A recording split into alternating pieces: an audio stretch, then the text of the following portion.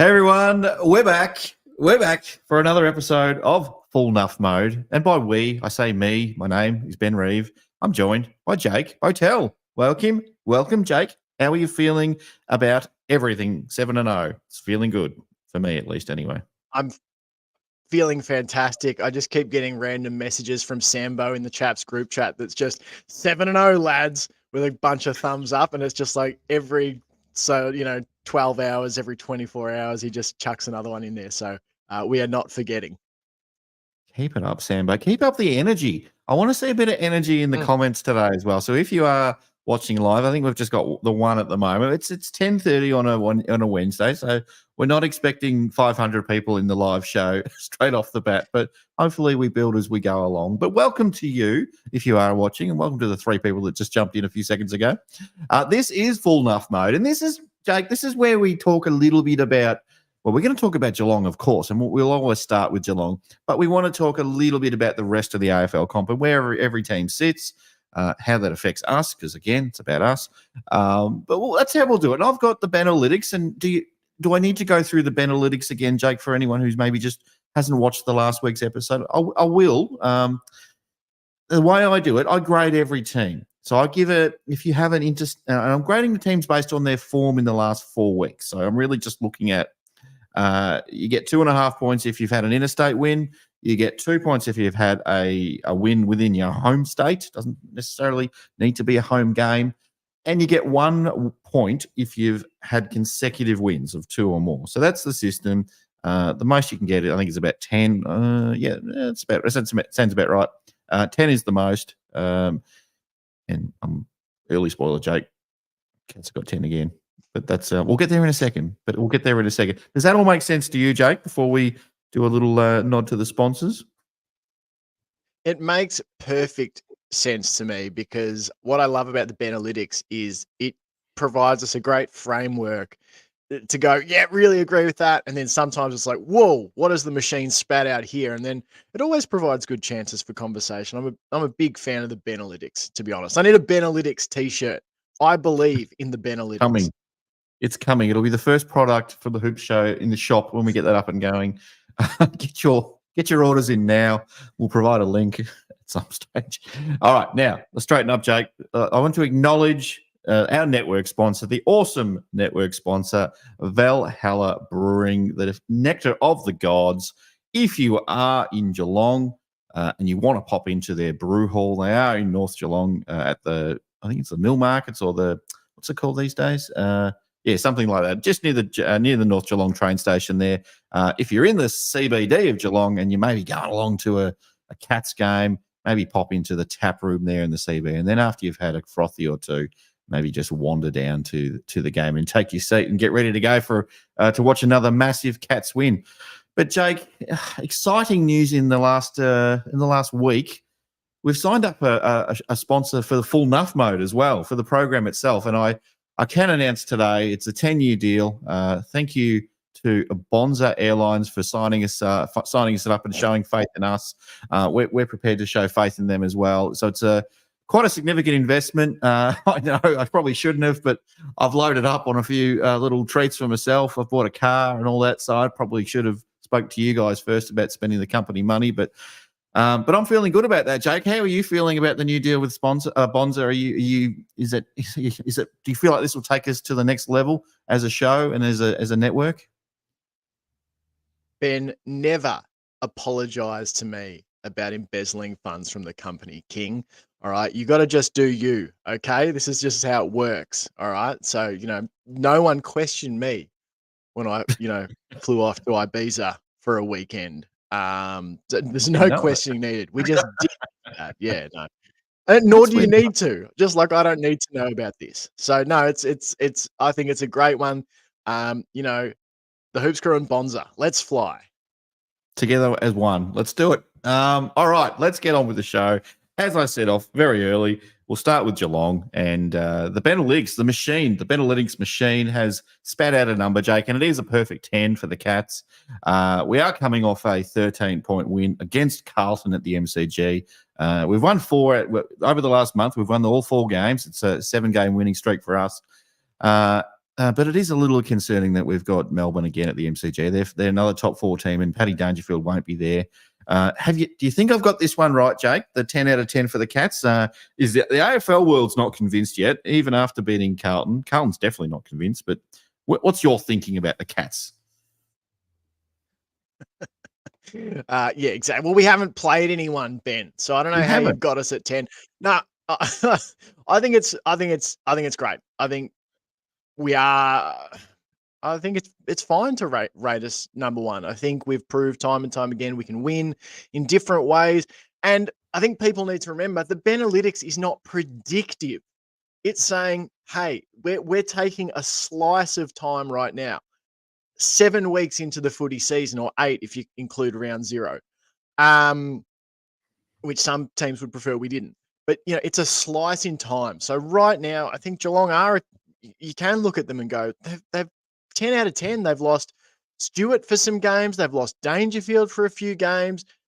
They've had different things to manage, close games against gritty teams down at home, which they've won, road games with a host of injuries against the Crows. I think it's more than fine. I think it makes sense. And again, it's not predictive. It's a slice in time. This is where we're at. And I'm very comfortable with that. I must say there was smoke coming out of the Benelux machine. To me, it felt like 10 wasn't high enough, Jake. But unfortunately that's as high as we can go with these scores. But I will move on from Geelong. But I'm sure we'll find ways to come back to the Cats as we go on. But let's talk a little bit about Sydney. So I've got them as the second best team right now. Clearly, I think they are on the ladder as well. But for me, for Sydney, I've scored them an 8 out of 10. Coming off a 76-point drubbing of against Hawthorn. Thank you very much. They are on a 3-game winning streak as well. Everything is starting to click a little bit for Sydney, and they've won 3 out of the last 4. There's a big game, a big battle of the bridge, as they like to call it, against GWS on the weekend. How are you seeing Sydney's form at the moment? Are they the team to beat? I'm still probably got GWS for me, but where's Sydney in your rankings? Geelong North, you know what I mean? Like they feel like so similar to us the last 20 years. Just a few less flags to show for it, but they're very scary. I was just thinking before when we were preparing for the show, toughest games upcoming. The Swans would be up there for me. I think they play a really attractive attacking style of footy. And they are going to be really, really hard to beat. I view them probably as not an acid test, but they're a big, big test for us in a couple of weeks. So can't wait for the game, but I think it's very good. Geelong at 1, Sydney at 2. Not much more needs to be said for them, but I think GWS beats them on the weekend. Ooh, that probably is the game of the round, though, next weekend. You'd have to think. Now, in third place, Jake, and this is a team that hasn't actually lost in a month. Yes, they had a draw on the weekend, but it's Collingwood, and I've given them a 7.5. So they've just had the draw with Essendon, coughed up. They probably should have won the game, but they let Essendon back into the game. They've won, I'm going to say 3.5 out of their last 4. As I said, they haven't lost a game in the last month. Another big game for them on the weekend. The opponent's not too crash shot. They're playing Carlton. Apparently, they weren't good enough for Geelong. We still haven't played anyone decent. I told you I'd bring it back to the Catters. You'd think Collingwood beats Carlton, don't you? Carlton have got all the excuses in the Rolodex ready to go already. I'm sure they're. What are they now? Up to excuse number 45. What's next? More excuses than premierships in the 21st century, that's for sure. Collingwood, I think they still scare me. I know I've had a few people say, nah, not as good as last year, all this sort of thing. And that may well be true, but I remember everyone writing the Cats off last season. And I think now it's been pretty well shown that had Geelong not been absolutely ravaged by injuries, we would have been a finals team. We may have pushed for top 4 last season. And I think we've got to be really careful when we start putting dirt on top of Collingwood in the early grave. I don't know if I'd have them as high as third or not. I'd probably have GWS above them, say, as a for instance. I've probably got Collingwood in my internal rankings somewhere in that 5 to 6 range, but I think they're very, very dangerous still. And I'm fascinated to see how this game against Carlton goes on the weekend. I think Collingwood slightly ahead of GWS because of the interstate win that they had in that block of games. Now, behind Collingwood, I've got Melbourne with a 7.0, and the Cats are playing Melbourne on the weekend, so they're coming off a 43-point win against Richmond. So Richmond really not going too crash hot, but they're 3 out of 4 as well in the last month. They're still with a few key players out, and Christian Salem and Charlie Spargo, not absolute A-graders, but some handy players for them. Melbourne's a team that worries me. I can see them climbing the Bentalytics ranking ladder pretty quickly if they knock us off on the weekend. Where's Melbourne for you? Is there any nerves for you going into this game on the weekend against them at the MCG?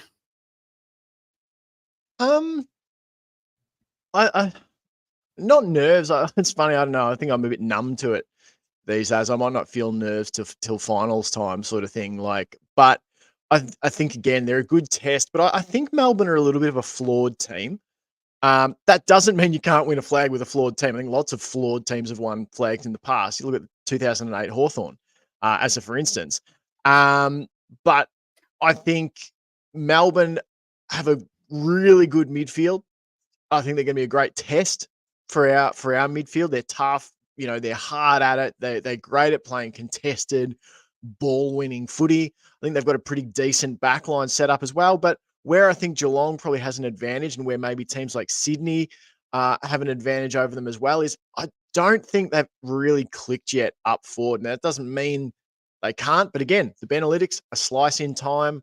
I like Melbourne pretty much exactly where you've got them, in that sort of 4th spot. In fact, that might be the perfect spot for Melbourne right now.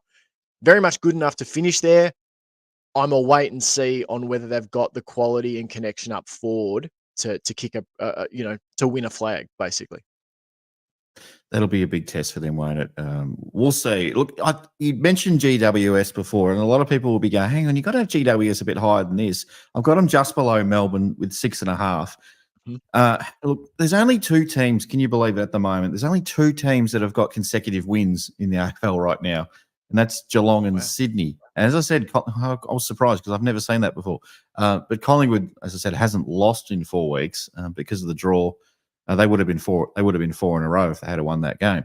But it is only Geelong and Sydney on consecutive wins. So every other team's either having win loss, or having consecutive losses right now. So look, I've got GWS with a 6.5. They're coming off a 54-point home win against Brisbane.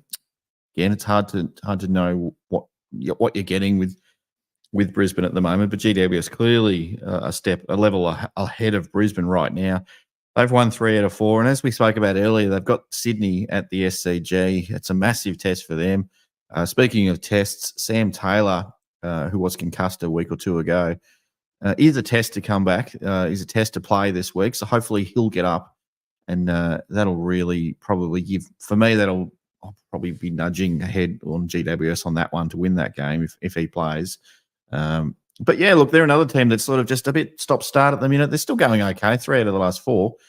Would you have them a bit higher than what I've got them here, or are we starting to see some cracks at the Giants? I might switch them and Collingwood. You know what I mean? Or maybe put Melbourne to 3rd, GWS in 4th, and then Collingwood in 5th or something like that. Yeah, like I think GWS, they've actually impressed me with their depth. I keep going, oh, well, Brisbane will beat them because they're missing Toby Green, they're missing Sam Taylor. GWS just mauled them, 54 points. That's as embarrassing a loss for Brisbane as you can possibly imagine, especially given the context that it came after an embarrassing loss to Geelong up at the Gabba. So everyone knows who's ever listened to any podcast I've done, I'm not a Brisbane believer under Chris Fagan, and GWS exposed them in all the areas that they were there to be exposed in. I think Brisbane will be a team, and we'll come to them shortly. But just quickly, I think they'll be a team that will appear a little bit higher on this ladder over the next few weeks. I think they're just about ready to make a move, but they'd want to do it pretty quickly at least. All right, well, let's talk about Port Adelaide next. They're going okay at the moment. I've graded them as 6. They're coming off a 10-point home win against St Kilda. I can't get a read on the Saints just yet. They have won 3 out of their last 4. They have been struck down a little bit with the injury curse. Sam Powell-Pepper's out for the year, I think, and Ivan Soldo is going to miss a few weeks too, the ruckman. But, they've got the showdown of 55, I think it is, at Adelaide Oval this weekend. And I've got a feeling like this could be going the Adelaide's way. I don't know. I'm not sold completely on Port Adelaide as much as I was at the start of the year. But how about you? Pretty much exactly the same boat. I'm a wait and see. I think there's maybe 4 or 5 teams that I'm like, I'm pretty sure I know what you are. Then there's a whole glut of teams that I'm like, yeah, I don't know. I need another month of data of watching them play footy sort of thing. So yeah. I'm pretty much just going to echo what you said on Port Adelaide there. Yep, beautiful. All right, next we've got Essendon with the 5.5 grading. I think I'm okay with this one. They are coming off that draw, as I said, with Collingwood on the weekend. They're not flying. They've had one win, the draw, and a couple of losses in the last month. But guess what? They're playing West Coast this week, so surely they win that and they climb just a little bit higher on this ladder for the next round. But injury-wise, they're going okay. It's not too bad, really, at Bomberland. Jordan Ridley's still out. He's been out for a while, though. You'd think Bombers probably going to play finals is my gut feel. But they are a team that can just as quickly fall away. So who knows? I haven't looked at their schedule for the next 8 weeks or whatever, but you'd think they're going to win this game on the weekend. And then who knows? Are they going to be pushing for top 4? It may depend on the teams around them, I guess. But I'd see them in the top 8 for a little while, at least. I think we can learn a bit about Essendon this weekend. This is a game they should go and win if they want to chalk up a final spot. You go over to West Coast, whether Harley Reid's playing or not, and you get the job done. So I think there is actually a bit to learn about how the Bombers handle their business here. It's all well and good to get up for these big games, say against Collingwood or whoever it might be, and have these exciting blockbuster matches. But what about when you have to travel over to Optus Stadium to play a team that probably hasn't got finals to play for? Can you go and handle the business, basically? If you remember a team like the 2006 Cats, oodles of talent, oodles of potential. They ultimately, capitalized on that in 07 and onwards. But in 2006, they were still learning to do these sorts of things. Go over, handle your business against a team you should beat. Essendon, I think we've got to be a bit careful. They play a lot of exciting games. That doesn't necessarily mean they're an exciting team that we should be fancying, to be a contender at the pointy end. Just because you play in exciting games does not make you a legitimate contender. But having said that, I think they're very talented. I think there's a lot of potential there, but I'm a wait and see still. And I think we learn a bit against West Coast this weekend. They're definitely an exciting team when they've got the ball. Are they an exciting team when they don't have the ball? That is the test. You got to go both ways in footy. Carlton's another one for me that's a bit like that. They're great when they've got it and they can look bloody good, but what are they doing when they haven't got the ball? So probably that's where I see Essendon at this stage. Now, sitting underneath Essendon, and this maybe even surprised me, and the Benalytics machine was a little confused spitting this answer out, but I've got Adelaide with the 5.0. Around about that sort of mid-table, and that might shock a few people, but they're coming off a 57-point interstate win against North Melbourne. They've won 2 out of their last 4, including that Carlton win interstate as well at Marvel. They're playing Port Adelaide this week. They have lost a couple of games at home though, interestingly. So, and they're it's Matt Crouch's milestone game, 150 games for Matt Crouch as well, former All Australian. So look, I think Adelaide's a riser, Jake. I don't think they're going to be competing in top four, and I don't think they're going to do much damage in September. But I expect them to, from this point on, win more than they lose for the rest of the year. Yeah, I think I lean that way. I mean, I had Adelaide picked to finish second on the ladder, so I was clearly very, very wrong. I said that they would barely lose a game at home, so I was very, very wrong there as well. So yeah, I think they've got the potential to be really dangerous, but a bit of a wait and see. But I could absolutely see them knocking off Port this weekend, particularly Rory Sloane's retirement. I forgot about that. Milestone game, all that sort of stuff. So yeah, no, I think they can be a dangerous sort of pain in the neck team, the Crows. That game will tell us a lot about both of those sides, I think. Is Port Adelaide, serious, a serious football team, even, yes, with their injuries, but, you still got to find ways to win with those injuries.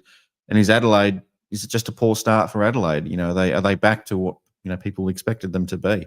And it's, as much as it's nice to bank those early wins, it's really what you do in the back half of the year that really counts, and into September as well. Now, here's one that was probably flying a little bit a few weeks ago, but has dropped a bit now.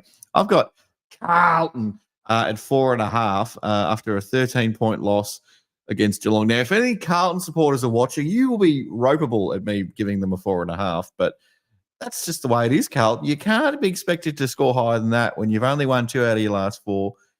You're beating, yes, you lost to an absolute superstar team in Geelong that are probably going to go on and win a premiership, so we'll forgive you for that. But no, you haven't really done much. You've lost to Adelaide as well on your home deck. I'm not convinced at all. And you've got Collingwood this week, who haven't lost a game in 4 weeks. So I think Carlton is going downhill, Jake. I think they're going downhill very fast. Still, I think Adam Sard's still going to be out for a little while longer. They might get back Shearer maybe this week. So what's the trajectory for Carlton from here? Are they going to still be pushing top 4? Or are they more, is it more the fans that are sort of drumming that, beating that drum? Or is it, where's Carlton for you? I've got them higher than what the Benalytics have them, but I've probably still got them behind Sydney, behind GWS, behind Melbourne, probably behind Collingwood if Collingwood gets their crap together. But I've probably got them nestling somewhere between like 5th and 7th. I think 6th spot would probably be about right. If they finish 6th on the ladder, that wouldn't surprise me at all. But it's interesting, again, a bit like Essendon. Everyone will look at that result, the exciting game against the Cats. They were right in it. They still lost. So I think they'll have a bit to prove the next time they play against us. You don't want to make a habit of being the side that plays and loses exciting games against genuine contenders, sort of thing. Another honourable loss for Carlton. Let's thoughts and prayers with Carlton. Hopefully they turn their form around soon and they can get some of those wins that they deserve, because they have been moral premiers and moral winners in the last 4 games. So hopefully they can turn some of those losses into wins. That'd be great. Now, Brisbane, I've got pretty much on the same level as Carlton at the moment, which, again, some of these analytics don't always make a lot of sense, but Brisbane coming off a 54-point interstate loss against GWS. Fair enough. GWS is a good squad. They're on a 2-game losing streak, though, Jake. 2 wins in their last 4. They've got Gold Coast at the Gabba. What's that game called? The Q Clash. Oh, goodness me. Gold Coast. A little spoiler. Gold Coast is slightly below Brisbane on my analytics, but I don't know. I think Brisbane are about to start coming, but not 100% certain. Where are you at with them?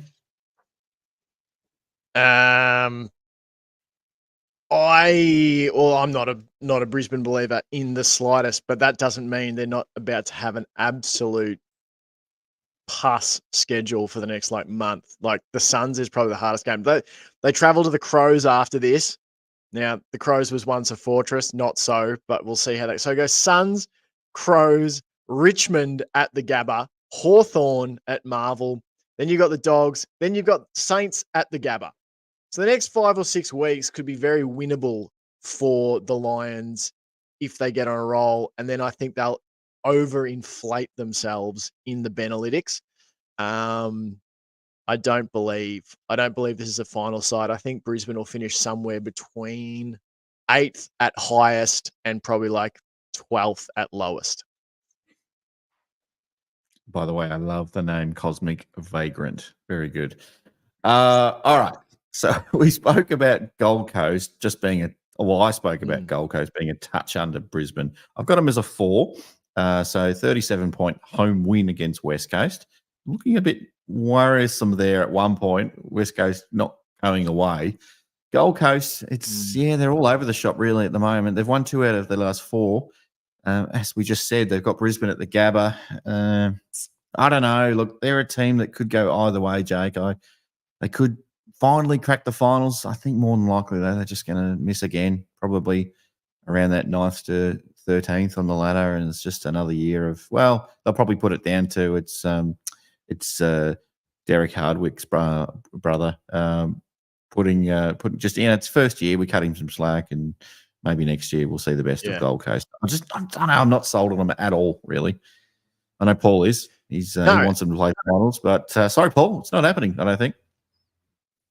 Well, and it's one of those things, you can only sort of make predictions on, the data available to you. And, the Cats, we constantly predict against the media trend that they'll get back up there. The Suns, it's like, why would we until we see it? I think we learn a lot the next month. They go the Q clash against Brisbane at the Gabba. Then they've got a home game in Darwin against North. Then they've got us in Darwin. They've got Carlton at Marvel. And they've got Essendon on the Gold Coast. So I think there's a string of games there that I think, they're those, what do they call it? The 8-point games against teams that are probably competing for the 8 with them, your Brisbanes, your Essendons, etc. So I think we'll learn a lot this next month, but I'm very much not sold. I think there's a lot of talent on that list, but I'm not convinced they've got it pointing in the right direction yet. A fair way to go. Now, the other coast team, West Coast, I've given them a 4 out of 10. Now, they're coming off a 37-point interstate loss to Gold Coast, as we just said. They did win a game recently, and they are looking a lot more competitive these days, Jake. 1 win in their last 4. They do have a home game against Essendon. I'm not going to be surprised if they beat Essendon. Just the way Essendon goes sometimes, I'll just walk off I'm picturing the Bombers walking off the field, just looking miserable, sitting in the change rooms, head in hands. And all the questions are going to come. I don't know, but probably not. Who knows? Pardon me. Can you see a world where West Coast beats Essendon this week? Definitely, and I can even see the Matthew Lloyd think piece on were Essendon smiling too much at halftime. I think this is ripe for a West Coast win. I think we said it a couple of weeks ago. I reckon West Coast are going to be that team that's really annoying to play in the second half of the season. I think they have the potential to derail a couple of either top 4 tilts or finals tilts of a few teams by providing an annoying loss to them over at Optus Stadium. So I think there's reasons to be a little bit excited about West Coast, and that's even not mentioning Harley Reid. He's obviously the most exciting thing about them, but I think they've got things starting to move in a better direction. And congratulations, Elliot Yeo, on bringing up 200 games across a couple of clubs. Brisbane, I think he's come from originally, didn't he? So, good effort for him. Now this is a team, Jake, I want to hear your thoughts on this one, and feel free to elaborate. I've given the Bulldogs a 2 out of 10. I have a lot of concerns about the Bulldogs, and even more so now with Cody Waitman being out for a little while with an injury. But they've come off a 24-point interstate loss against Fremantle, and I think a lot of us maybe thought Fremantle had fired their best shot early in the year, and we're on the slide again. 1 win in 4.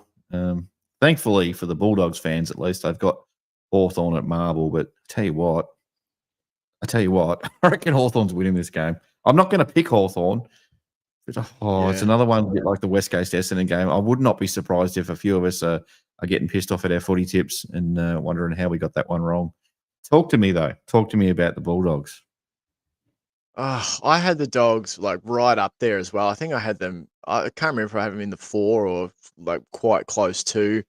And I've got a good Bulldogs mate, Jacko, who might join us on Full Nuff mode at some point either this year or next. So I keep a closer eye on them than I do other non-Geelong teams. A bit bewildered by it, to be honest. I think they're full of talent. I think pretty much at every level, good ruck situation, good midfield situation.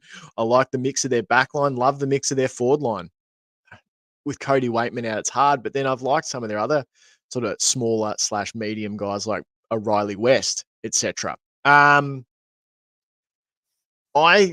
put it this way to Jack when I talked to him during the week. I said, from an outsider's perspective, it seems like a win-win to me. Either Luke Beveridge, gets it going in the right direction this year, or he doesn't, and you get someone in who can. Because I think that the Dogs have a list that could be Craig McRae.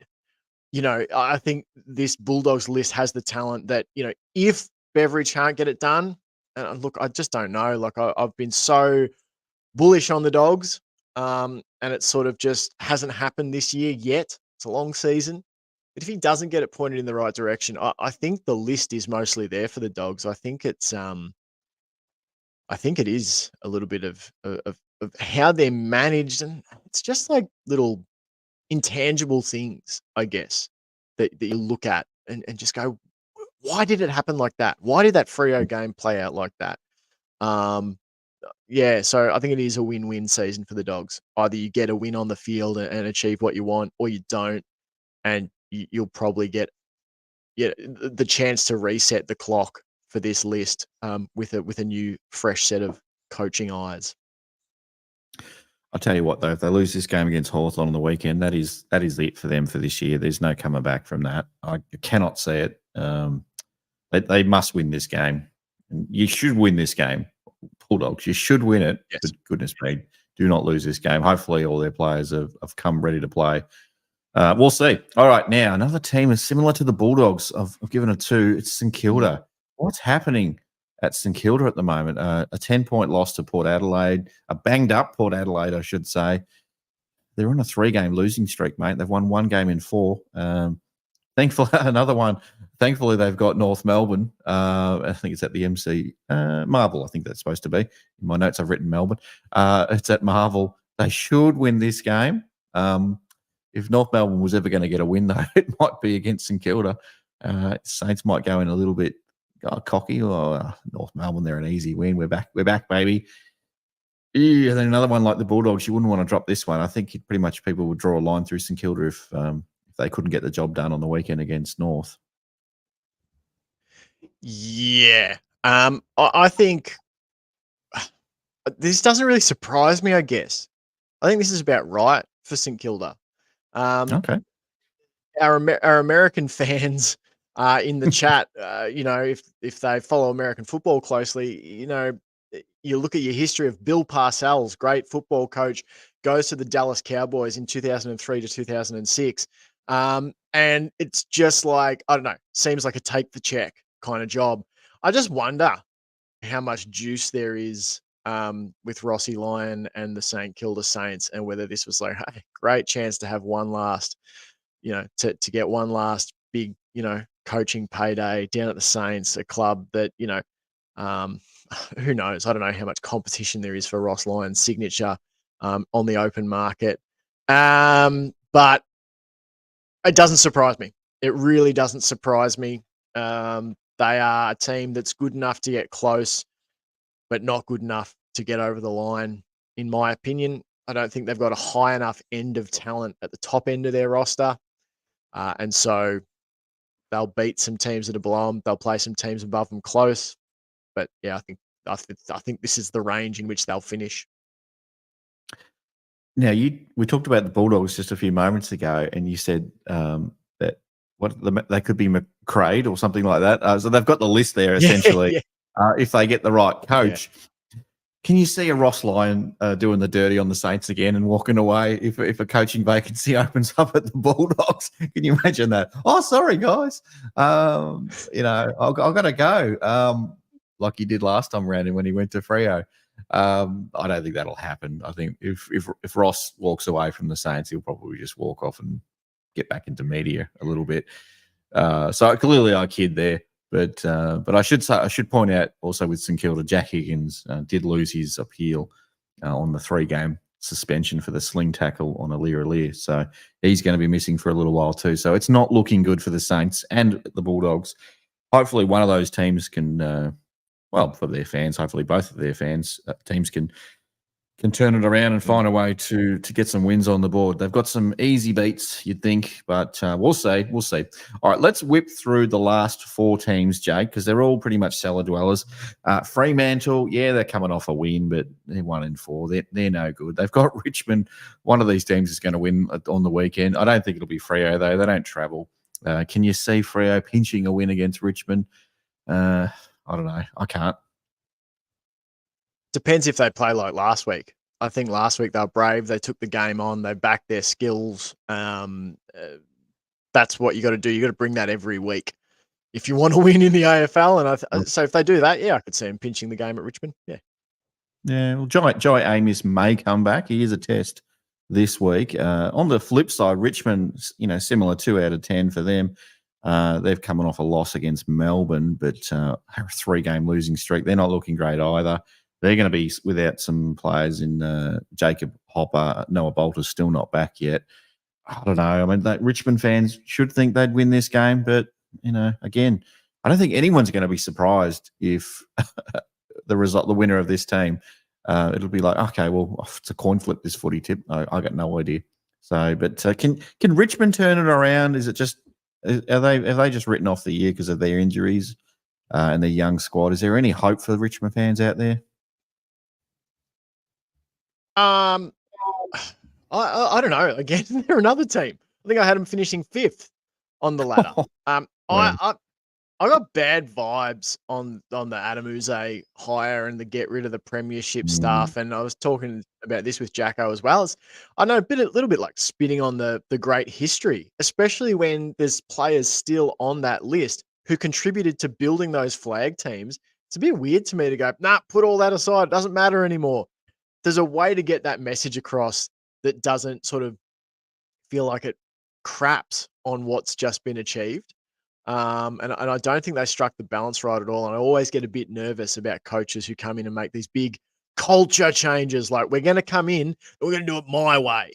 It's like, well, the way that worked previously worked pretty well. So maybe just settle down, pedal, and just, fit in with your new club. Yeah, I think there's talent on that list. Love Tim Taranto, but the coaching bit worries me a bit. If Hardwick was still there and it was him that said, we're putting the premiership stuff away, I think a lot more people will go, fair enough. It's my club. Yep. I'm prepared. I'm leading the way. I was a part of that. Put the stuff in the back room and we'll bring it out once in a while. We'll have a few beers and we'll have a look at all the stuff again. But new bloke coming in, never coached at the senior level before. Players are not even sure, and nothing's working for him. But anyway, all right. Last couple of games, last couple of teams, I should say, Jake. Hawthorn and North Melbourne. Goodness me. Hawthorn, I've given them a 2 out of 10. A home loss against Sydney. They look terrible.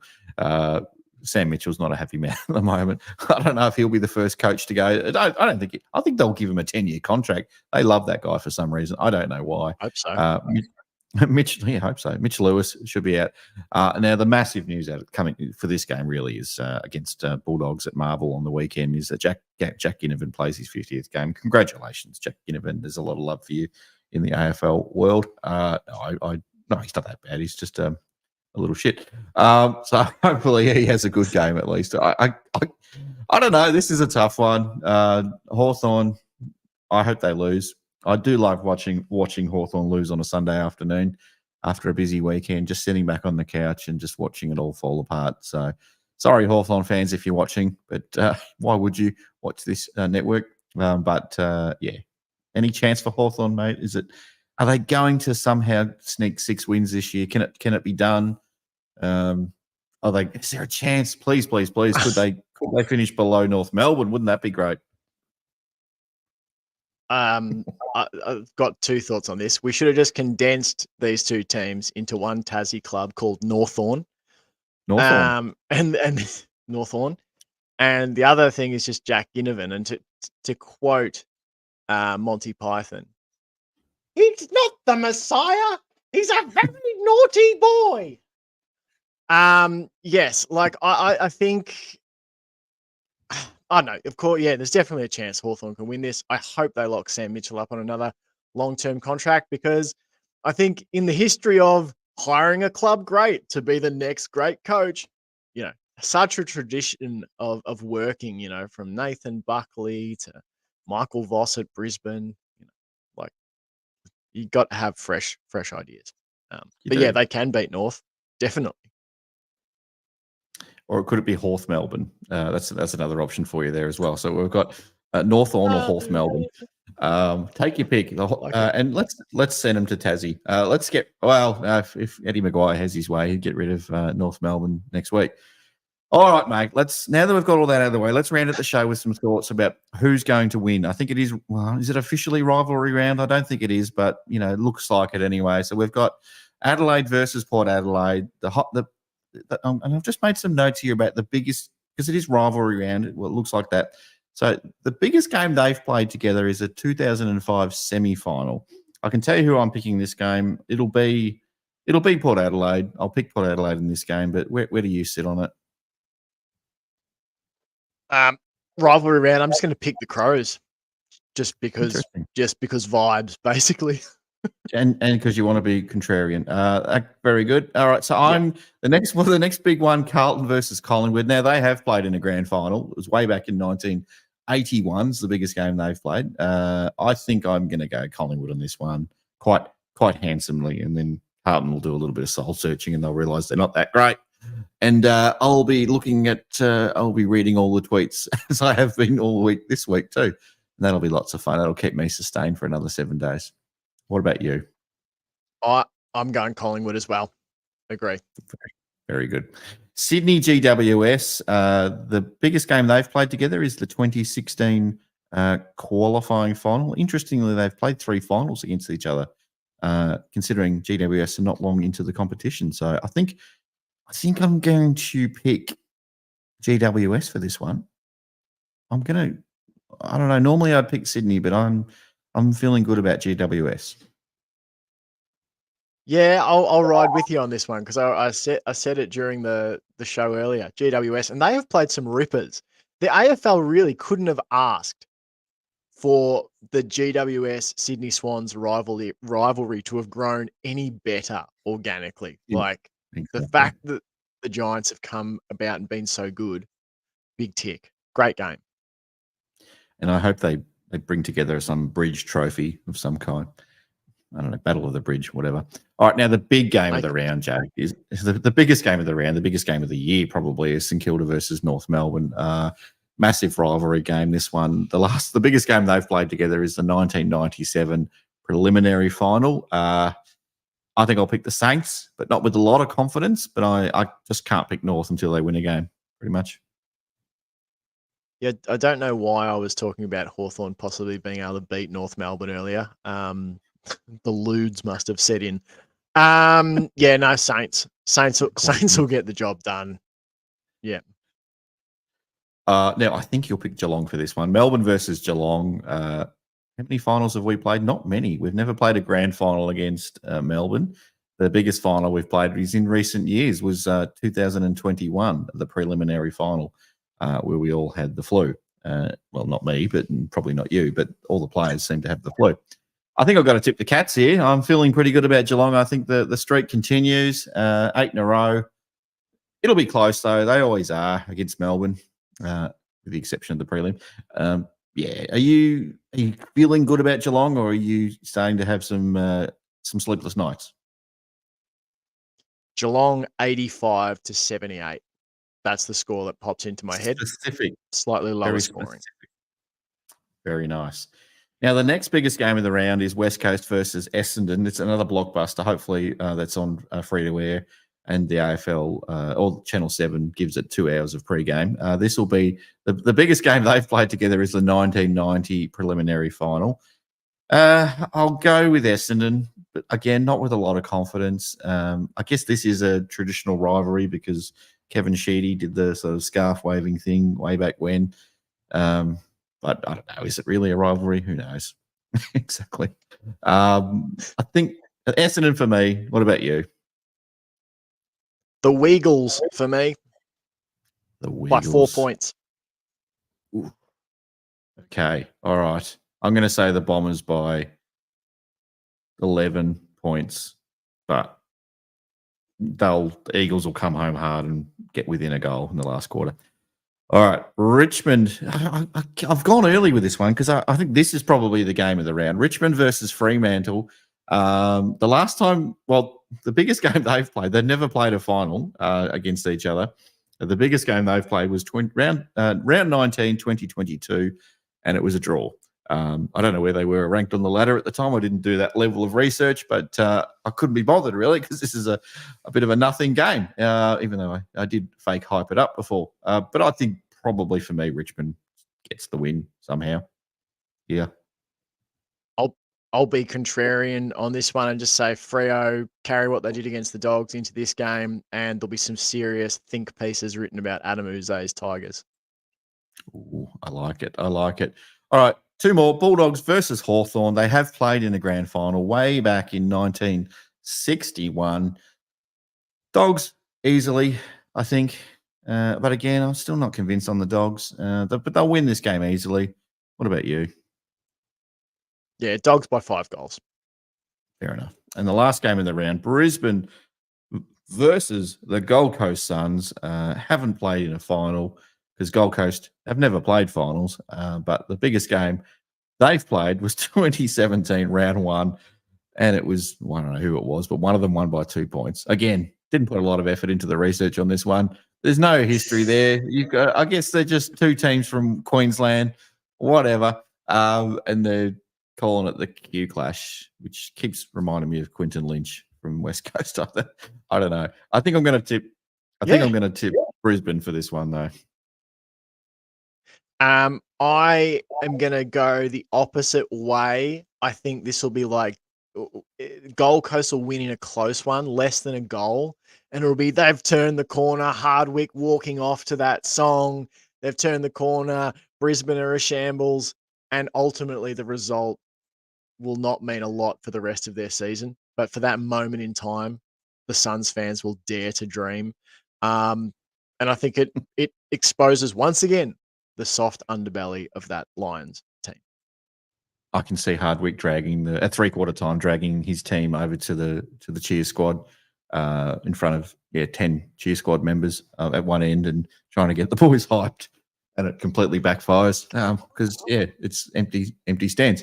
All right, that's it. That's enough. Thank you to everyone who's been watching and commenting in the live chat, especially I think there's a few people from overseas, as you said. So good to have you on board. Probably a convenient time for you. For everyone else, you're probably working, or maybe you are working, maybe you're not. But at 10:30 in the morning, we like to do the live show. It's a different energy, the live show, isn't it, Jake? So I enjoy it. Yes, getting it out there, and it's a little bit easy just to hit record, and then it's already there and already done, and I don't need to do anything in post production. So that's all good. So thank you, everyone. Jake, thank you. You're always awesome. Now we've just recorded. Jake and I have just recorded a news wrap, Wednesday news wrap every week, actually on a Wednesday, and that will be up on our Patreon site pretty much in the next 20 minutes, I'd say. After I get off this one, I'm going to upload that one. So check that one out. Now, Jake, we are doing 7-day free trial memberships at the moment, and there's plenty of juicy content on there. And I'm going to throw to you because I love your stuff. So tell me a little bit about the things that you're doing on that Patreon page. Oh, wow. What are we doing? We're doing the extended Chaps Chat Cats shows. You get extended versions of our weekly game previews and recaps. But specifically for me, I'm doing VFL coverage for the 2 Cats teams, the VFL men's and the VFL women's. Each week you get a game preview on a Friday. Generally after the team selection drops, we dig into what we're looking forward to seeing. And then I do a recap on the weekend once those games are done, talk you through how some of the players who might be featuring at the next level in the future for the Cats are doing. So yeah, just a bit of a way for listeners and viewers on the Patreon to keep up to speed with how the next crop of kittens are developing down at the Cattery. And we did post the VFL recap episode on the YouTube channel the other day. So if you want to get a little taste of what that's like, we thought we'd drop an episode there. But normally that is just for our Patreon supporters. So thank you to all those supporters as well. Now, don't forget Rachel's tips. Rach Danners, don't forget your tips on Thursday morning. That'll drop bright and early at about 6 a.m. And then you'll be back, Jake, for the AFL preview show with the Chat Cats on Thursday evening. I'll be back on Saturday evening, straight after the Cats versus Melbourne game at about 11 o'clock at night for post-game live. The last one we did absolutely went bonkers in terms of numbers, so we had massive people joining in for the chat there. That was so much fun. That went for 2 hours and 15 minutes. I can't believe it. I couldn't get – people just wanted to keep talking, and I was like, well, if you want to talk, I'll let you on. And in the end, I had to pull the pin because it was just like it was past midnight. I'm like, come on, guys. I've got to get to bed at some point. But thank you, and I hope you join us on that one. I hope you check out the stuff on YouTube and Spotify. Don't forget Spotify as well. A lot of our audio content goes on there. And check out Patreon. It's free at the moment, so have a bit of a look. And if it's your flavour, then consider supporting the network. That'll be great. Thank you again. Don't forget like, subscribe, share, and all that fun stuff. We will see you next time, probably 10:30, maybe here or there. We might move it half an hour or whatever, but we will see you here next week.